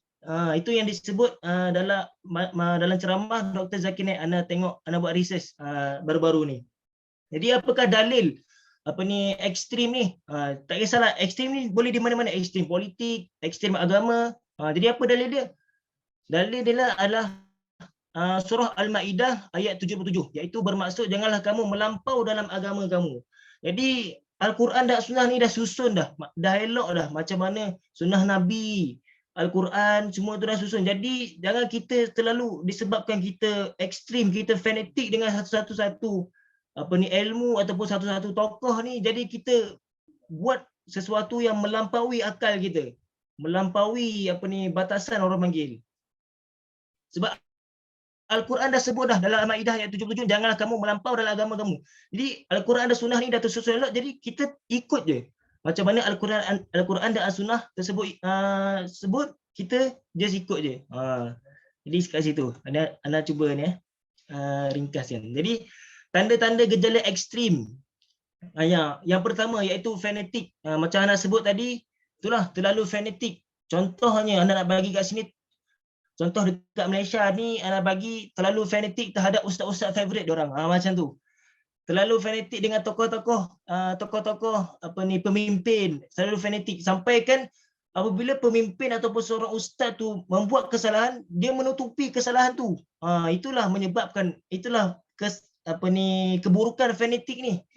Sebab dia boleh menutup segala kesalahan. Jadi tak elok lah untuk sebagai kita orang muda, orang Islam. Jadi tak elok untuk yang pertama tadi, fanatik tadi. Yang kedua, bersikap kasar. Jadi apabila dah fanatik tadi, apabila dia dah terlalu sayangkan, terlalu fanatik dengan seseorang, jadi apabila orang hentam dia punya sesuatu perkara, sesuatu ilmu, ataupun orang hentam dia punya pemimpin ataupun hentam dia punya ustaz favourite diorang akan bersikap kasar. Diorang akan mengeluarkan kata-kata kesat. Jadi itulah sebelum timbulnya peperangan tu, jadi inilah yang akan berlaku, bersikap kasar. Yang ketiga ni ekstrim dalam agama lah, mewajibkan orang lain dengan sesuatu yang tidak diwajibkan oleh Allah. Tu anak cakap tadi, apabila dia berpunca daripada fanatik tadi, apabila fanatik tadi dah menguasai akal kita, dia akan mewajibkan orang lain ataupun dia akan berbuat, contohnya dia buat apa yang agama tak buat. Jadi sebab itulah puncanya fanatik ni, dia akan bersikap kasar, dia akan mewajibkan orang lain dengan sesuatu yang tidak diwajibkan oleh Allah, dan yang keempat dia akan prasangka buruk. Apabila fanatik dia, walaupun kita nampak fanatik ni macam benda biasa, bukan kita bunuh orang, kita bukan, tapi apabila fanatik dia menguasai akal, jadi itulah menyebabkan peperangan di Syria, peperangan di Palestin, sebab-sebab ekstremis inilah. Itulah tanda-tanda gejala ekstrim. Jadi terus kepada sebab-sebab timbul gejala ekstrim ni, yang pertama sekali adalah kelemahan memahami hakikat agama ataupun kelemahan memahami hakikat sesuatu perkara. Jadi itulah apabila kita tersalah maklumat, kita dengar orang-orang tanpa kita dapat sumber yang sahih, sumber yang betul. Jadi kita dengar-dengar daripada mulut orang, "Uish, ni tak boleh ni, ustaz ni tak boleh ni, ni tak boleh, pemimpin ni macam ni." Jadi kita tanpa buat research, tanpa itulah menyebabkan tanpa kita buat research, menyebabkan kita bersangka buruk pada orang. Sebab kelemahan memahami hakikat agama, just dengar kata-kata orang tanpa kita tahu sumber dia, macam tu. Tu yang pertama sekali. Yang kedua, ia juga terjadi akibat mengikut mutasyabihat dan meninggalkan muhkamat. Jadi mutasyabihat ni adalah biasanya dalam agama lah, ekstrim dalam agama. Maksudnya ayat yang tak jelas, ayat yang mutasyabihat, ayat yang tak jelas, maksudnya tersirat. Seperti mana kalau kita kat Malaysia ni kan, kita kalau kita tengok dekat media sosial, para ustaz bergaduh kan antara Salafi, Asy'ariyah, disebabkan ayat-ayat mutasyabihat ni. Jadi ana sebagai orang awam pun, ana sebagai orang yang ada basic agama je, pening antara Salafi, Asy'ariyah bergaduh macam tu, di mana Allah semua tu. Jadi kita macam, siapa yang belajar lebih mendalam kita fahamlah, tapi bagi orang awam macam kita ni, kita akan pening. Jadi kita menimbulkan prasangka buruk kepada orang lain, prasangka buruk pada orang yang bukan Islam. Jadi Islam tu nak berkembang lagi susah. Sebab itulah bergaduh sana sini macam itulah. Dan meninggalkan muhkamat. Dia mengkaji mutasyabihat tapi meninggalkan muhkamat, perkara yang jelas. Dia asyik mengkaji mutasyabihat tanpa meninggalkan tanpa kita ada prinsip kita. Tapi kita mencari perkara yang tidak jelas. Itu sebab-sebab timbulnya gejala ekstrim. Jadi itu slide terakhir. Dari anak-anak kat sini, yang akhir sekali, anak-anak macam mana kita nak avoid daripada gejala kita mesti ada prinsip. Maksudnya kita dengar kata-kata orang, kita dengar kata-kata macam sumber-sumber yang tak dapat tu. Jadi kita yang pertama sekali kita mesti ada prinsip. Prinsip kita, contohnya dalam agama, dalam berpolitik, kita mesti ada prinsip kita. Apabila orang kata macam tu, jadi kita tak terpengaruh dengan sumber-sumber yang tidak sahih. Sebabnya yang dia cakap, bual-bual kosong macam tu. Tu yang pertama sekali. Yang kedua sekali, kita dapat khabar tu mestilah kita ada dua. Jadi kita mestilah mengetahui sumber itu dulu ataupun isi yang benar. Jadi kalau dua-dua ni kita tak buat, kita just dengar je macam tu.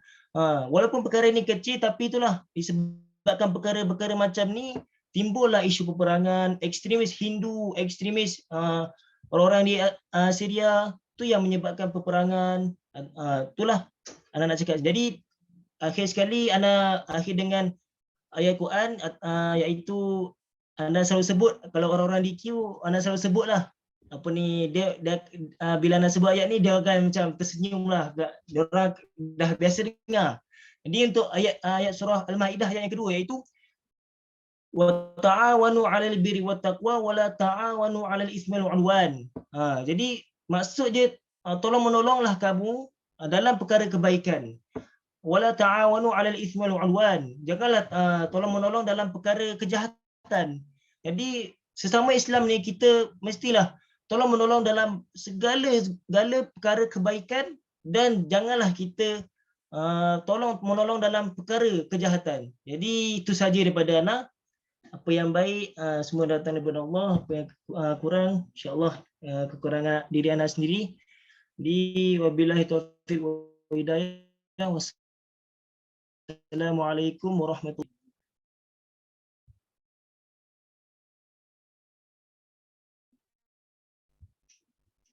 Waalaikumsalam warahmatullahi wabarakatuh. Syukran jazilan diucapkan kepada ahli panel kita yang kedua, saudara Anas Affan, atas penerangan yang sangat jelas tadi. Jadi kita akan terus ke slot seterusnya, iaitu sesi soal jawab. Sekiranya ada soalan ataupun kemusykilan, boleh bertanya kepada ahli panel, sama ada melalui chat ataupun direct melalui video ataupun buka kamera lah. Jadi siapa-siapa yang ada soalan boleh tanyakan kepada ahli panel.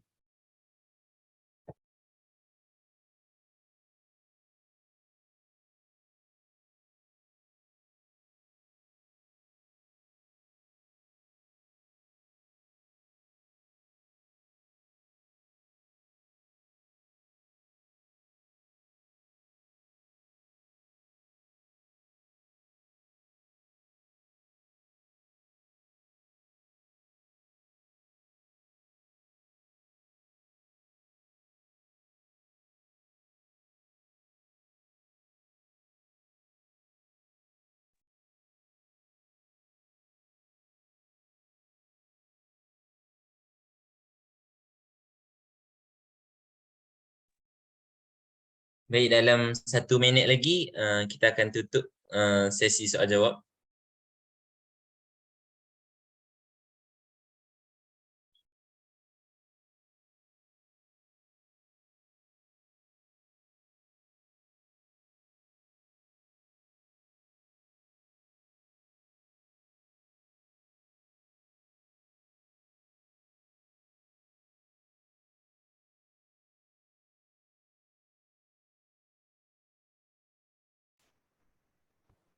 Kalau ada soalan boleh tanya InsyaAllah ahli panel akan cuba jawab selagi mana yang boleh lah.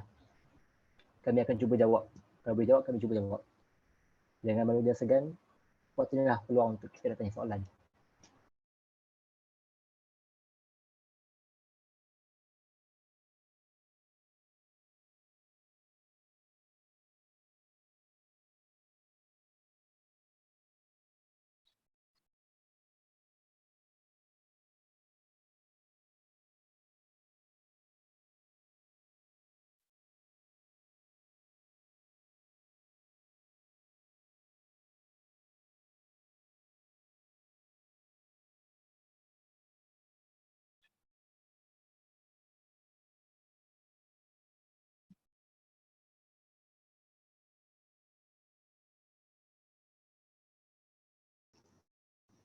Okay, Assalamualaikum, Muaz. Waalaikumsalam, ya. Kira-kiraan dalam 10 tak ada siapa. Tak ada siapa yang nak buat soalan, terus pada Muaz je. Kiraan 10.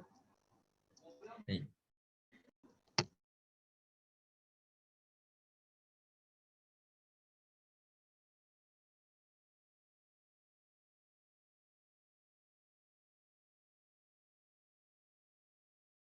Baik, jadi sesi soal jawab ditutup.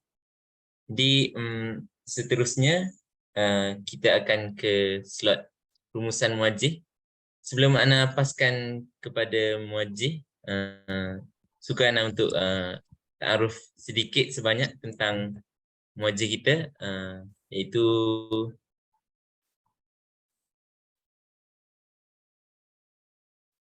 Maaf. Jadi wajib kita saudara Muhammad Muaz, Muhammad Fazil, yang mana beliau merupakan ketua ikram muda Lulusan. Di ana serahkan majlis kepada saudara Muhammad Muaz. Falyatafaddal mashkur.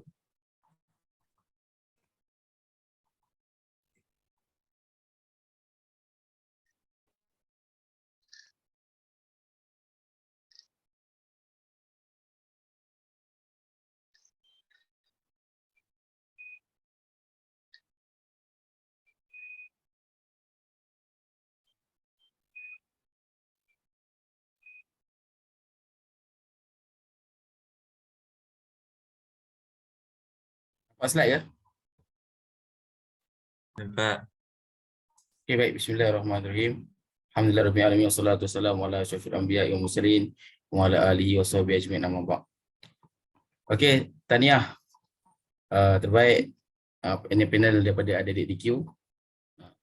Masing-masing belajar tentang qiraat dan alhamdulillah Ana sendiri sebagai pengajar qiraat dalam sekolah menengah lah. Ada kelas KKQ. Alhamdulillah kita rasa macam tiba-tiba rasa rapat pula kan. Mungkin boleh belanja riwayat Qulun ke Al-Bazi kumpul ke dalam Suratul Fatihah lepas ni. Kot lah kan, kot. Okey, tak apa, baik. Untuk rumusan kita pada hari ini, seperti mana yang telah kita belajar, kita maklum, kita dengar daripada dua panelis kita tadi mengenai isu semasa tentang negara-negara yang berada di luar Malaysia lah. So rumusan untuk kita pada hari ini, kita dah dengar banyak. So apa yang kita nak hari ini, kita bawa balik something. Kita kena ada call to action. Okay, dengar banyak, belajar banyak. So apa action yang kita akan ambil lah untuk reflect dalam diri kita sendiri, insyaAllah. So sekurang-kurangnya, so sebagai guru, Ana seorang guru di sekolah menengah Kebangsaan Sarawak. So setiap kali mengajar kita akan terangkan objektif pembelajaran ataupun setengah jam sekalipun. Kurangnya bila kita dah membebel macam-macam, end up budak nampak. Contoh masuk kelas, macam hari ni, sekurang yang kita tahu ni adalah tingkatan paling rendah lah. Kalau macam kelajuan bacaan suara dalam Quran tu, tahqiq adalah bacaan yang paling slow. So tahu adalah penilaian kriteria yang paling rendah dalam sesuatu ilmu. So kita nak tahu sekurang-kurangnya mengenai perkembangan negara di luar sana. Kita dah dengar tentang Syria, tabarakallah, banyak benda baru yang kita dapat daripada panelis yang pertama tadi kan. Kemudian tentang India, Palestin sendiri. So yang kedua, objektif kita hari ini, kita nak mengaplikasikan dua kaedah mudah, cakna, care ataupun empathy dalam kehidupan kita yang akan kita buat sejurus je lepas nadwah kita pada malam ni, insya-Allah. Okay, so nak tak nak sekurang-kurangnya ada dua. Kalau di kalangan antuna semua ni level tinggi macam geng DQ, asatizah sendiri yang ada kat sini maupun para pelajar dari level IPT, sekurang-kurangnya dia dapat membezakan benda-benda yang tak baik, yang bagus untuk kita amal ataupun hindari. Tentang ekstremis tadi kan, menarik, dia tunjuk gejala-gejala, kesan-kesan. So kita akan mulakan dengan hadis Nabi, seperti yang mana antum dah tengok kat dalam slide tu. Banyak hadis-hadis dan ayat Quran telah disebutkan oleh panelis kita tadi. So mudah-mudahan kita faham dan sama-sama kita hayati. End up kita bergerak untuk amalkan apa yang kita telah baca dan yang telah kita dengar. Okey, sedikit sharing. Tadi kita dengar panelis pertama sebut tentang Syria, tentang yang kedua tentang Palestin, India. So ni Ana sendiri kat India. Ana pergi India, baju ungu tu baju harmoni lah. Kelab ikram dekat Universiti Malaya. So Ana bawa baju tu ke Taj Mahal. Kena nampak ni. Ini kena pakai apa? Sarung kaki. Tak tahulah nak suci ke apa. Tapi Ana pergi ni waktu musim panas. So Ana dapat tengok keajaiban dunia tu. Dua color Taj Mahal. Ana pergi tengah hari warna putih. Lepas tu masuk petang Taj Mahal tu sendiri berwarna kuning. Itulah antara keunikan dia. Taj Mahal ni dia akan berubah warna ikut matahari. Kalau pagi tak tahulah. Tak pernah pergi pagi kan. Ana pergi tengah hari sampai petang. So dia berubah warna. So Ana sempat raya haji. Ni raya haji ni. Sebelum raya haji tu nak masuk kat diorang ramai Hanafi dan Hanbali. Mereka sembahyang kat dataran ataupun padang yang luas. Ana sembahyang ni kat padang kriket. So dia bentang sejadah, dia bentang kain panjang, bentang ni lah. Apa nama dalam bahasa Urdu Ana tak ingat dah. So sebelum masuk sembahyang ni, kita kena masuk scanner ni. Bomb detector machine. Sebab sebelum raya haji ni kita ada raya puasa. Dimaklumkan pada anak lah. Raya puasa tu pernah ada kes ekstremis masuk dan dia tembak orang-orang Islam kat dalam dekat kawasan padang tersebut. So waktu anak pergi, kita kena masuk scan. Tak pernah seumur hidup kita pergi sembahyang raya. Sebelum sembahyang, tempat sembahyang kita kena scan. Boom. Scan pisau, scan pistol dan sebagainya lah. So Ana banyak belajar benda tentang ekstremis ni dekat India. Sebab kita ada ekstremis negara, kita ada ekstremis agama, kita ada ekstremis dalam mazhab. So waktu Ana pergi ni, Ana sebagai syadid dalam Syafi'i lah. Ialah kita belajar dari kecil tentang Syafi'i dan sebagainya. So kita pergi kat situ. Waktu Ana sembahyang jenazah dia orang pun kat luar masjid sebab ada pandangan kata najis sebagainya lah. Tak apalah. Kita bukan nak petikaikan tentang mazhab-mazhab tu bab furu'. Cuma nak beritahu bila Ana buat Syafi'i, amalan Syafi'i, Ana kena siku, Ana kena pelekeh. Satu hari tu kat negara Bangladesh Ana rasa, bila Ana sembahyang, lepas habis sembahyang dia kata Ana ni sesat. Dalam bahasa Inggeris lah, pakai tie brother tu. Dia kata Ana sesat, bawa agama lain daripada agama yang diorang belajar. So Ana panggil dia duduk, sit down sebagainya, kita sebut kami Malaysia Syafi'i. Benda tu banyak merubah kehidupan Ana. Dia sebelum ni Ana sebagai, ialah kita one side, tak boleh terima sebagainya. So bila kita merantau, kita pergi kat negara yang macam ni, alhamdulillah tabarakallah, berjayalah memecahkan sedikit Ana punya ketaksuban tu. Ya, sebelum ni Ana belajar kat Kelantan, kita taksub dengan beberapa perkara kat sana. So bila kita keluar, memecahkan lagi lah benda-benda yang tak patut. Taksub tadi kita pernah belajar kan, bagaimana taksub parti politik, ustaz, fahaman dan sebagainya lah. Okay, ini sikit sebanyak untuk kita tarik perhatian. Benda ni ada real, so Ana pun pernah mengalaminya. So bagaimana kita nak counter benda ni, ada kat next slide. So cara untuk kita care ataupun kita cakna, ini kita bawa dalam kehidupan kita paling dekat. So kita kembali balik kepada kita punya sekurang-kurangnya tadi, dua kaedah mudah. So ini dia. Aplikasi ini boleh terpakai pada semua level kehidupan. Sama ada kamu seorang anak, seorang bapa, seorang mak, seorang guru, seorang pemimpin, di mana-mana peringkat anda, ini adalah caranya. Dan benda ni juga adalah sunnah Nabi Muhammad SAW. Banyak kisah-kisah nak bawa tak sempat. So bila anda sebut mendengar dan empati, masing-masing anda rasa boleh bayangkanlah bagaimana Rasulullah dengar cerita sahabat Yahudi datang minta apa hutang. Dia menjerit, "Oi kaum Manaf." Kaum Manaf tu orang Melayu lah. "Kaum Abdul Manaf selalu bayar hutang lambat." Osman berbulu, Umar dah berbulu. Katanya nak pancung terus. Tapi bagaimana Rasulullah dengar, dah settlekan lah. Bagaimana Yahudi kencing, Rasulullah dengar, ada ambil empati sebagainya. So Ana harap bila Ana sebut poin-poin ni, kita dapat reflect pada sirah-sirah Rasulullah. Dan kita ada sandaran sirah dan kita boleh buatlah insya-Allah. So perlu bantuan yang sesuai. Okay. So bila Ana sendiri dalam bidang pendidikan, sekolah Ana sendiri, So banyak benda-benda masalah sosial yang berlaku kat luar sana. Kita dah belajar hari ni. So bila kita keluar kat masyarakat, benda tu real, kita nak survive macam mana, kita nak orang survive macam mana, dan benda tu jugalah antara sebab ana still masih dalam dakwah tanzim kita ni, Ikhwan Ikram ni, sebab ana risau masyarakat kat luar sana sangat teruk. Kalau kita to be frank, kalau kita kawan dengan DQ sahaja, kita akan nampak komuniti kita musleh, baik.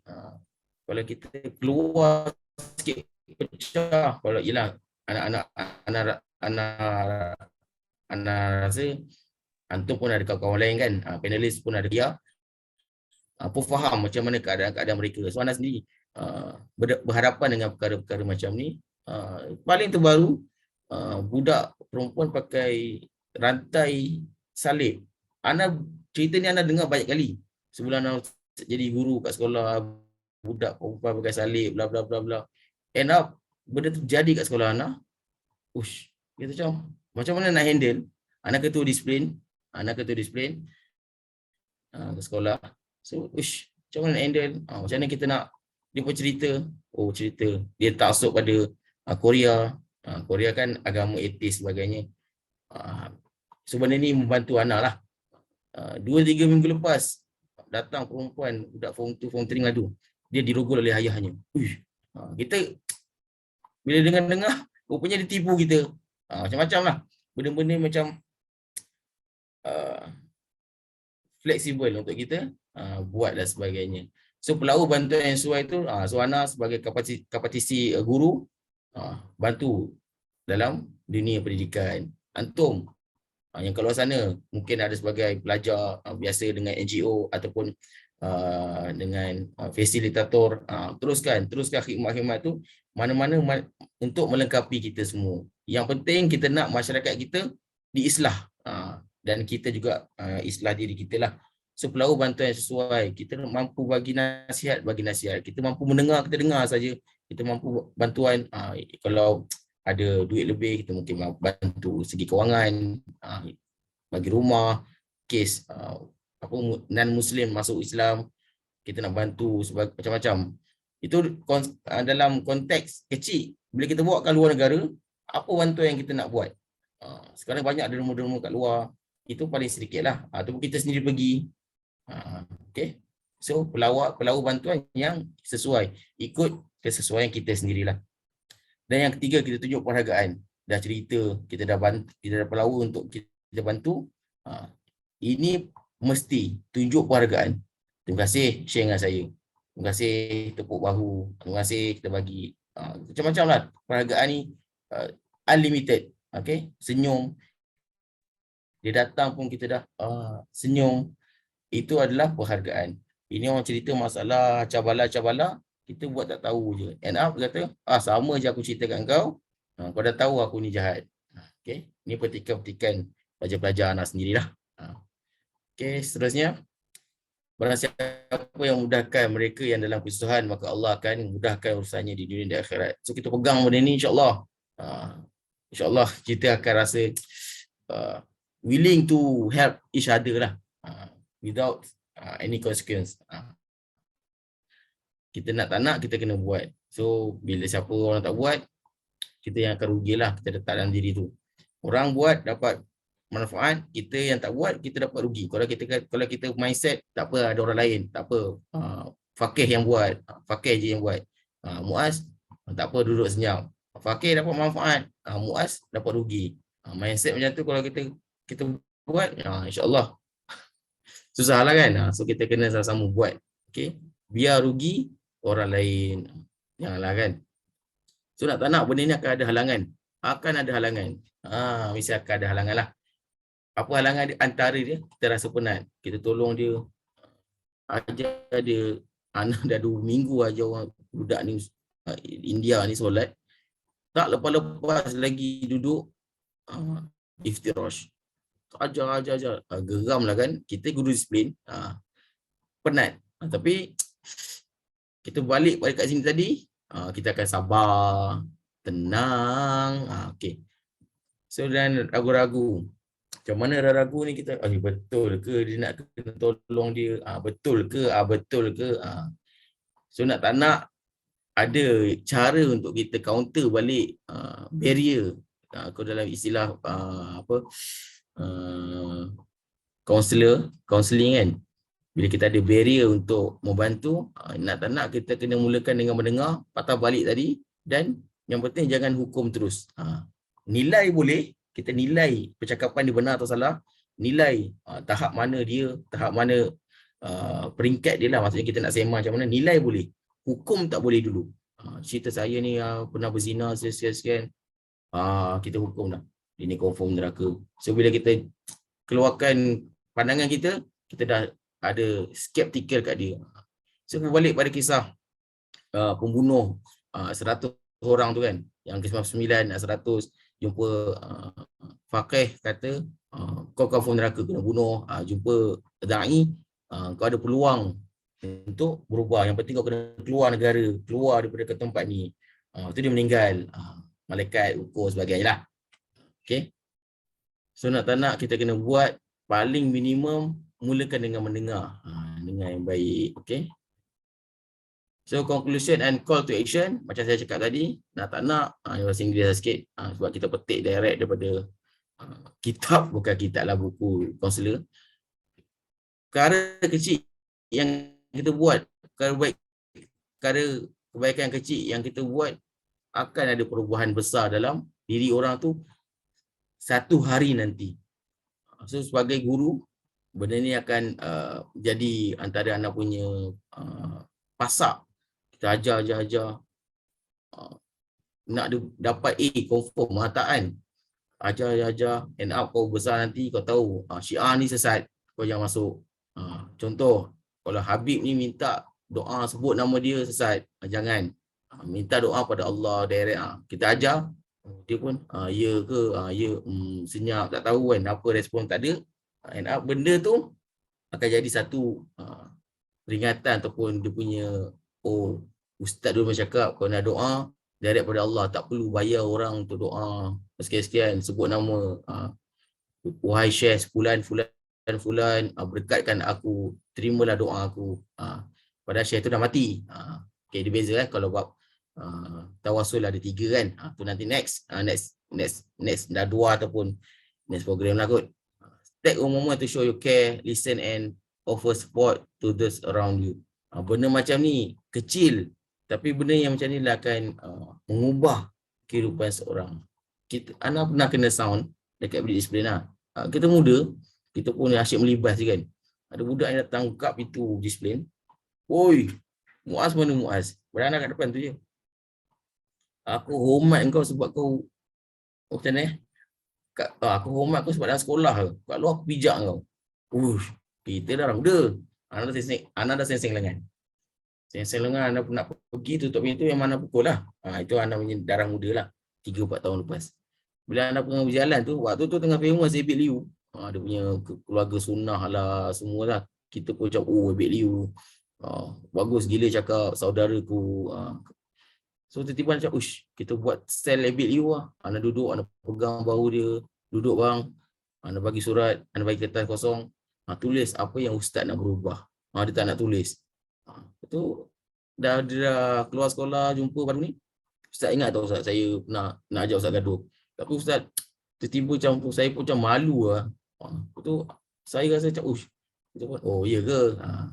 Benda tu kita kecil kan, kecil je bagi anak macam kecil je ke? Daripada kalau anak pukul dia pukul anak balik, dia kaki gangster. Tak bersudahan lah kan cerita tu. So nak tak nak kita kena ada buat benda sikit.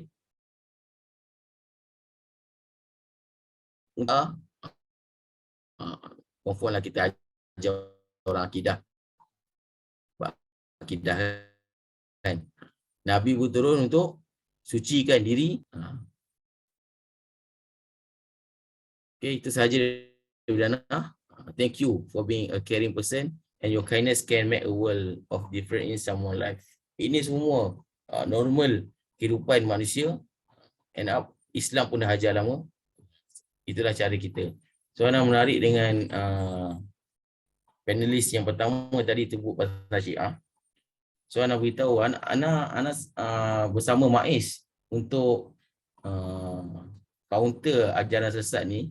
Latest terkini dekat ni laptop ni PC ada 96 ajaran sesat dekat negara Malaysia. Okey, untuk kat Selangor je, ada dah difatwakan sesat 45, 31 kumpulan ajaran dan yang masih aktif 14. Paling dekat dengan kita Selayang, paling dekat dengan kita Serendah.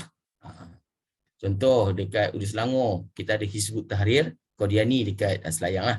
Qadiani dah difatwakan sesat dan komuniti tersebut dah dijaga, tapi still ada khauzah Syiah. So bahaya. Sekarang ni macam-macam dah timbul Garpa, Sudu, Talu lah apalah. So itu sahaja daripada Ana. Ingat, ekstremis bukan ekstremis pada melampau sahaja. Ekstremis boleh jadi pada ekstremis yang ringan. Ekstremis melampau dah cerita tadi banyak.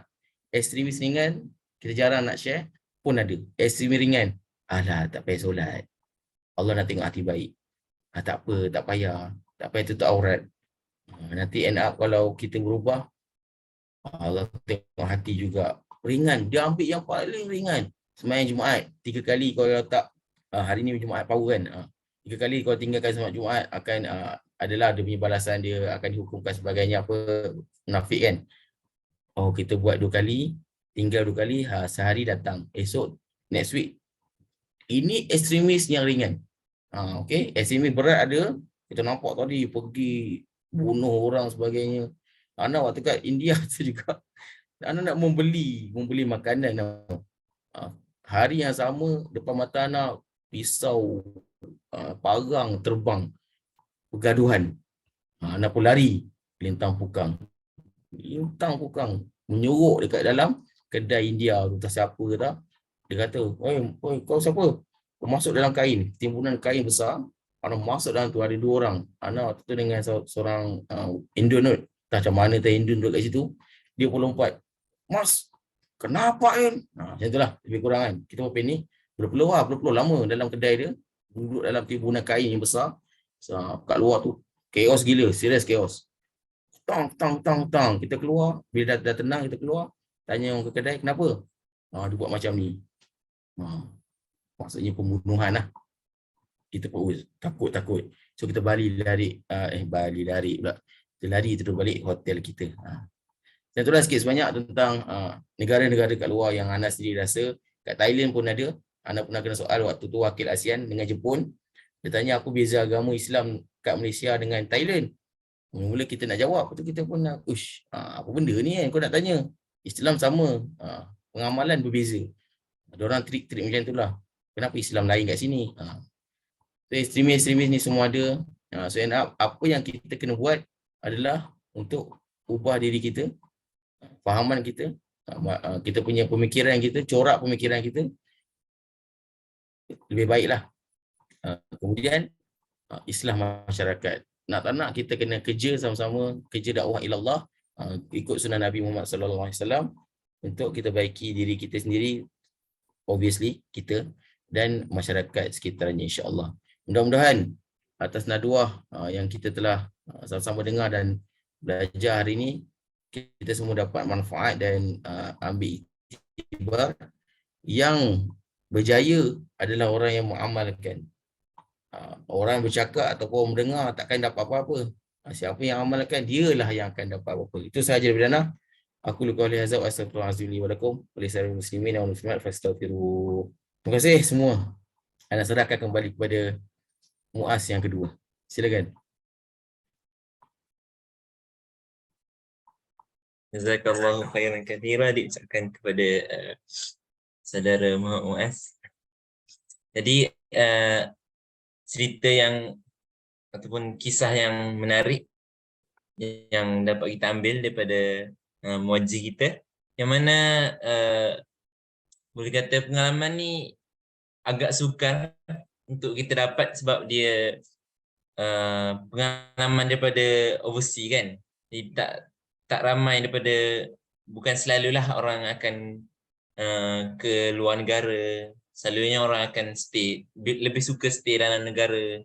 Jadi bila kita memilih untuk tinggal ataupun belajar bekerja di dalam negara kita sendiri, jadi pengalaman tu hanya limit dalam negara kita lah. Jadi bila kita pilih untuk bekerja ataupun sambung belajar di luar negara, jadi pengalaman jadi lebih luas lah.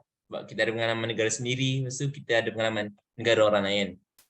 Jadi insyaAllah sebagai penutupnya, ana sama-samalah menyeru supaya apa yang kita apa ilmu yang baru yang kita dapat ataupun ilmu lama yang kita dapat, kita beramal.